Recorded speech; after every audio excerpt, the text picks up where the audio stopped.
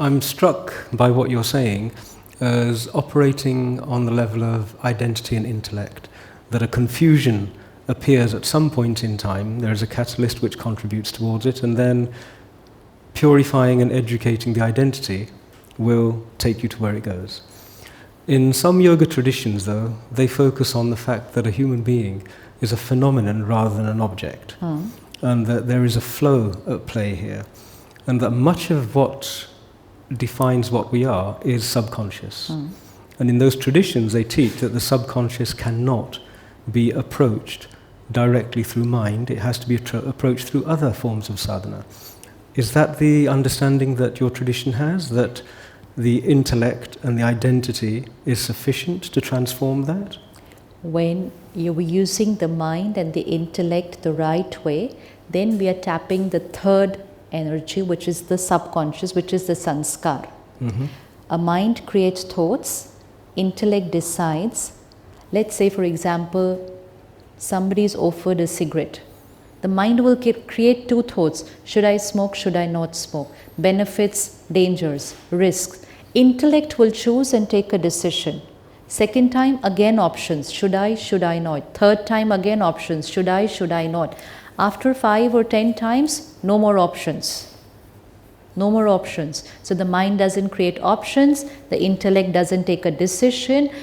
It has now gone as a sanskar, that is the subconscious. And when something becomes our sanskar, the stage of options and decisions is over. We just do it. We just do it. Today we don't think, should I get angry or should I not get angry? We just create anger because it's become our sanskar, that is subconscious. When it's thoughts, it's at the conscious level. Once we've got into the automatic way of living, it's become a sanskar. Think of the first time you were driving a car.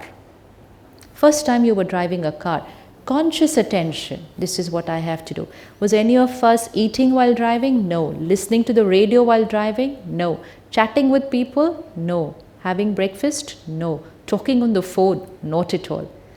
After 20 days, we're no more driving the car. It's the sanskar which is driving the car, and before we know it, we reach home without even seeing the way. That's when it's no more on the conscious, it's gone into the subconscious. That's the sanskar. And today we can chat, we can listen to the radio, we can have our sandwich, we can do everything while driving a car. So who's driving the car?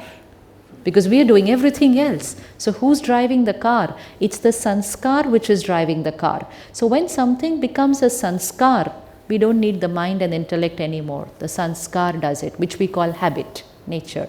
So with Raj Yoga, the first thing that we work on is our thoughts. Purifying the thoughts, strengthening the intellect. And when these two are done, the sanskar will change. So the final aim of Raj Yoga is transformation of sanskar. So that's the subconscious. Changing of thoughts will not be enough ever. It's the changing of sanskar which will then change the sansar.